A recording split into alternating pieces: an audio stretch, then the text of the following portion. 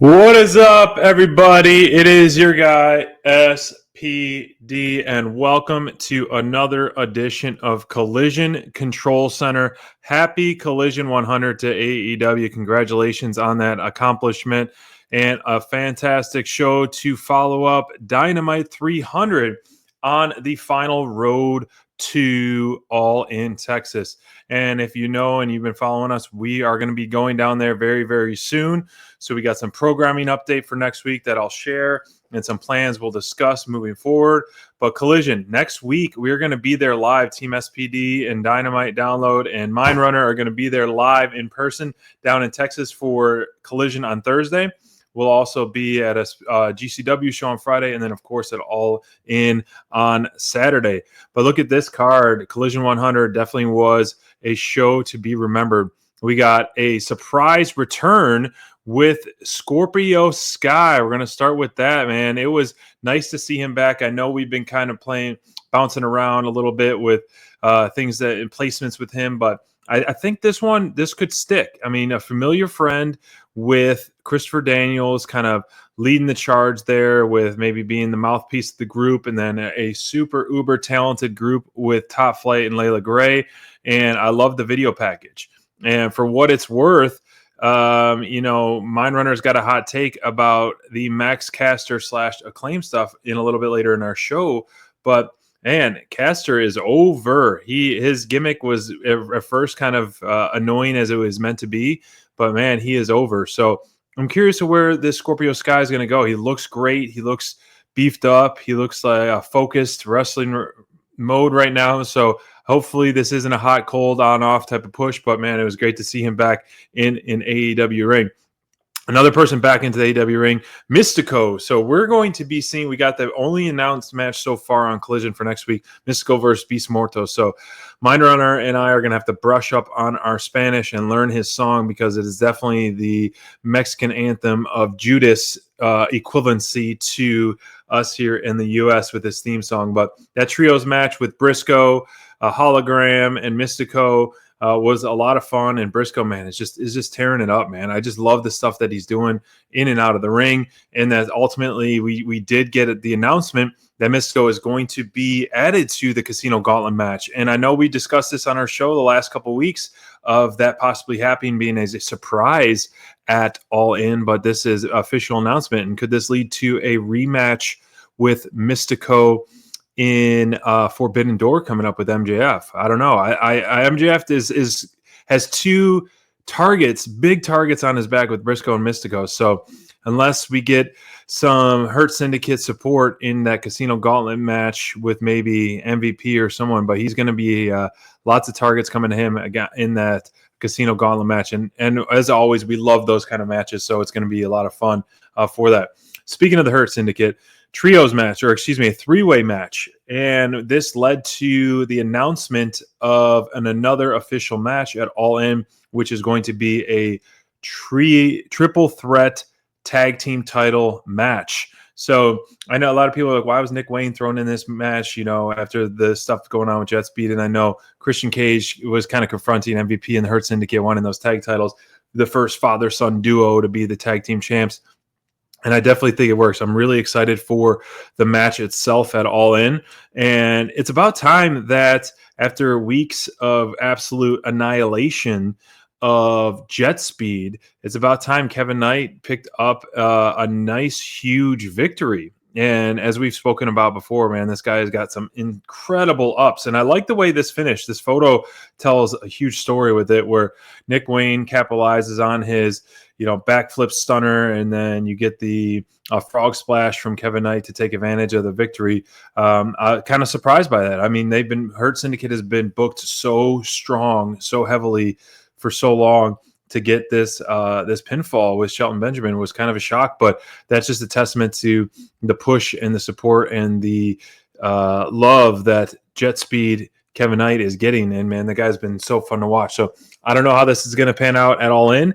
You'll have to tune in Tuesday, 9 p.m. Eastern Standard for our Dynamite Download preview show / hype show. We're going to talk about everything we got going down down in Texas all week, as well as we're going to make our early predictions with our bingo cards for All In, since we're not going to be able to do a true preview show that we've normally done due to our scheduling down in Texas. Now, look at this graphic. And not only this graphic, but there's two others on the outside of the ring, Sky Blue and Penelope Ford. That's 10 ladies. That this is a spearhead of the women's division. This is just incredible depth of the women's division. And this isn't even putting in factor of the likes of Willow Nightingale that we saw, Chris Statlander, who's got the #1 spot in the Casino Gauntlet match, and the two ladies that hold the titles currently. And so the depth of the division is deeper than it ever has been. It is more fun, I feel like, than it has ever been, especially with the variety of talent level that we have. The return of TJ, their presentation was fantastic. Their shirts, their graphics, their intro. Man, we booked our fantasy tag team title tournament, and I feel like the momentum behind those two is more than anything. But we've been seeing a kind of a mix and match of these 8 ladies, the 10 ladies. I discussed matches over the last few weeks, but nothing's hotter than the feud right now with Thunder Rosa than Athena. That is going to be definitely the marquee match of Ring of Honor Supercard, and it is going to be fantastic to see what we get out of that match for sure. Hopefully Thunder retains her gold. Athena then eventually moves over to AEW television more full time. And, she paid her dues in Ring of Honor, and she really supported and uplifted that company for years. And now it's time for us to get the treat of her joy and talent on AEW television, on Dynamite and Collision every single week moving forward. Now, I have no idea who's going to win that Casino Gauntlet match because there's so many options and directions to go with the women's division. And it all depends on that final match, Mercedes versus Tony, and what we're going to see with the result of that. But that 8 women tag match was fantastic. A lot of hard-hitting stuff, great chemistry with a lot of the ladies, and really spiderwebbing, no pun intended, with the Thekla around to see the different feuds and different things going on in the women's division. Now, to piggyback on that, the Willow Nightingale match, just showcasing her pure power, pure dominance. I love when she drops the straps. It means business to dominate. And I'm curious how this is going to pan out. I feel like we're going to either have heads butt and everything implode at the Casino Gauntlet match between her and Statlander, or we're going to see them reunite. And so, or that could play into factor later in the show if Statlander comes out during the Texas Deathmatch World Title picture. Who knows what we're going to see? So very curious of where Statlander's direction is going, because she turned heel and then she's back to babyface. Now she's kind of looking for direction, looking for guidance, even though she's pushing Wheeler Yuta and everyone away. But Willow is always fun to watch. I'm glad she's on Team SPD, racking up some points for me and just showcasing her pure dominance and growth in the ring. Now, match of the night, FTR versus Outrunners. Now, they built this to an awesome, awesome feud, that's for sure. And this could have, I guess I'm glad we didn't get it on a packed card, but this could have definitely been all-in pay-per-view worthy match. Now, Collision 100 is a milestone. This also could have been the main event of the show. But man, the Outrunners showed up tonight. I think this was their best match I've seen them wrestle in AEW. And that's not only a testament to these guys, but it's also a testament to their opponents with FTR, the 2 7-star champs, FTR. And, I must be remiss to say that the true tag teams, such as the FTRs, the Outrunners, the Young Bucks, the Gun Club, and so forth, to me, I enjoy it. I'm enjoying it more. Granted, the Hurt Syndicate was never like a true tag team, but they're doing some great stuff. Jet Speed is kind of a tag team thrown together, doing great stuff and fun. But you can't. It's the true tag teams who have been together for years, like the Outrunners, FTR. It's tough to match their chemistry, tough to match their vibe, and in a company that has been so deep in tag teams, I feel like these two teams are definitely going to have to start to get a resurgence of the tag team division for AEW. Maybe it's time the Hurt Syndicate somehow magically lose those titles to one of those teams.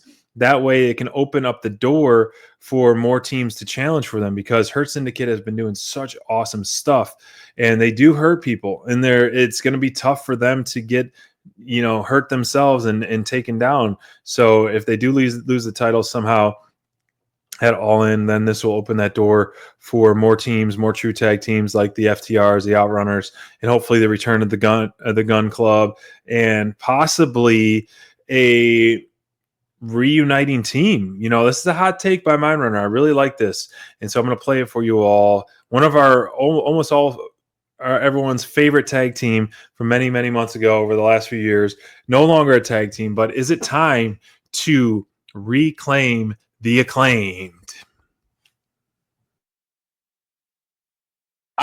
Yes, a glorious day here in the Mindrunner Full Tilt compound, and a glorious day to do a hot take. That's right, a hot take. This awesome AEW Collision that we just watched. Fantastic, awesome showing. We had some awesome returns. We had an excellent match of the week between the Outrunners and Full Tilt Deb. No, not Full Tilt Deb. FTR, Full Tilt Revival, if you will. But alas, I have to address the elephant in the room, the issue that is on everybody's mind, and that involves Anthony Bowens and Max Caster. We have a major issue here that AEW needs to, I think, fix immediately. The Acclaimed used to be one of the most over tag teams in the division. The combination of Max Caster's somewhat controversial lyrics, the hype man Bowens being exceptional in the ring. Yes, a lot of us were excited for the potential singles career of Anthony Bowens. But the execution, I think, for both of them, the breakup and everything afterwards, not only I feel like was a problem, but is having the opposite of intended effect. Max Caster immediately became a goober, pushing really hard to be a heel, trying to be a geek, but instead he's more over, I think, now than he was when he was with the Acclaimed, arguably, or at least somewhat. He's definitely not being seen as a heel, despite him trying extremely hard every time to piss off the fans. The fans just continue to cheer. We saw this on Collision. Even when he was trying to say the fans are idiots, that's what most of the crowd was cheering. So that's not working. And then there's Anthony Bowens, where I think a lot of us just wanted Bowens to be Bowens. But and I'm fine with the whole pride of wrestling, but the 5-tool player thing just, I think, seemed to confuse a lot of people, including diehard baseball fans who would know most of the terms, including Full Tilt Deb. They didn't quite understand what that meant. Most of us, when you hear full tilt player, when you hear 5-tool player, you think of a giant tool bag, and that's what I think the initial confusion is what is a 5-tool player? That's a hard thing for people to get behind. And then, of course, having Anthony Bowens just not quite get on a win streak of any kind, it's not working. And it's backfiring. People are turning on Bowens. They're even trying to create some controversy between him and Billy Gunn. That's not working. Turning Bowens heel is not the answer.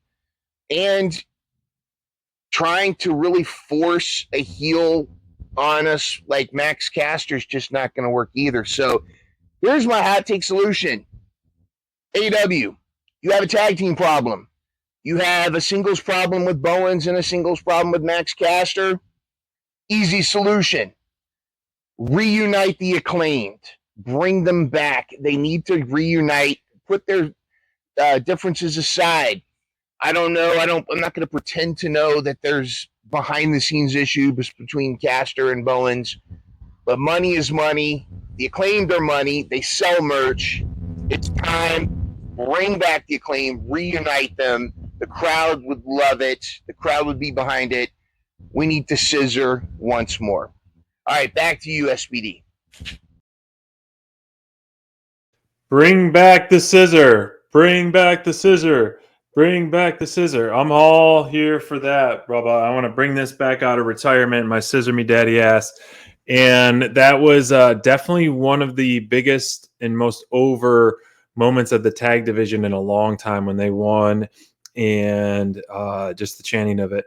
And as I mentioned earlier, as funny as is the caster gimmick that's going on and getting over and over, it is kind of funny. But I do think they're better together, and it's okay. Like they're getting their chances apart right now, but I think they need to be better together and back together. Completely 100% agree to really strengthen the tag division even more. The main event, man, look at this graphic. This is just incredible graphic right here.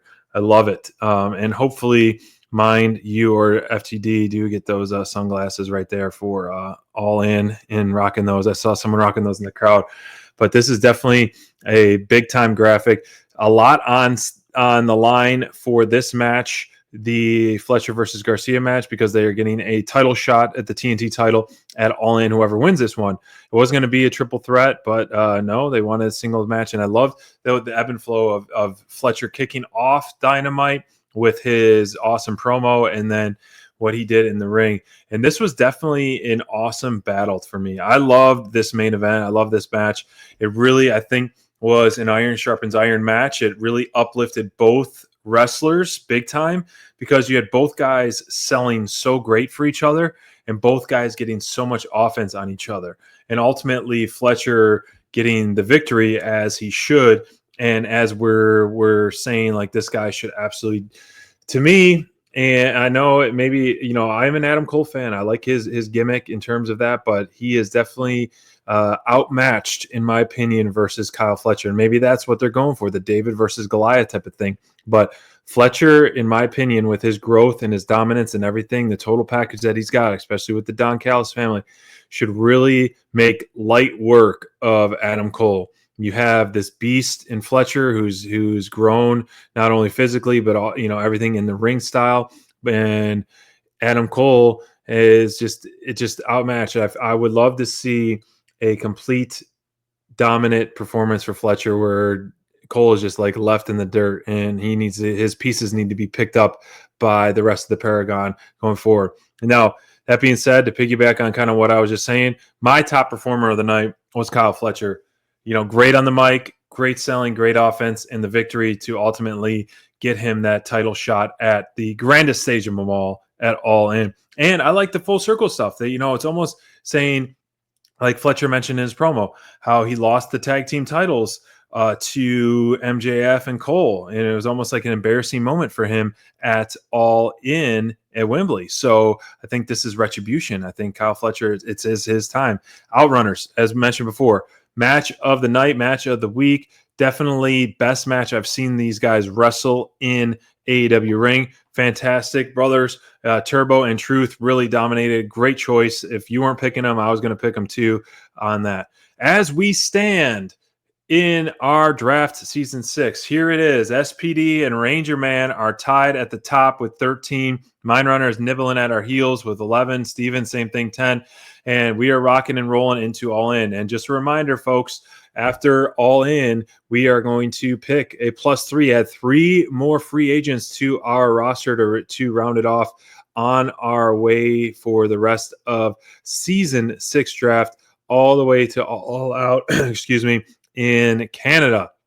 Now, as the things are shaped up after last night's show, as I mentioned, we got more matches announced. So officially, we have 8 matches announced. We got those top 3 matches that have been announced for a while. There you got, and then the men's and women's Casino Gauntlet match, and then recently the Fletcher Adam Cole, and then the triple threat tag team title match there for as well. And we did see the the Death Riders challenge the Ops. So I don't know if that has gotten official, but I'm assuming it's going to be a trios titles match officially made at All In with the Ops versus the Death Riders with a mystery third partner. Now, could that mystery be a returning pack? Could it be a Gabe Kidd? Whomever it may be, we'll see. I'm all here for that because I think their chemistry with the Ops versus Death Riders is awesome, and it plays into the storyline there. Now, join us this Tuesday, July 8th, 9 p.m. Eastern Standard Time for our All In preview show. We're going to make our picks. We're going to talk all things all in our busy week and weekend down in Texas. So Dynamite Download will be down there on the ground. Come say hi to us, hit us up, send us a DM. We got a whole stack of stickers and some stuff. We'd love to take a photo with you and feature you on our show. So thanks a lot, everyone, for tuning in for this week's edition of Collision Control Center. And we'll see you down in Texas and on Tuesday for our preview show.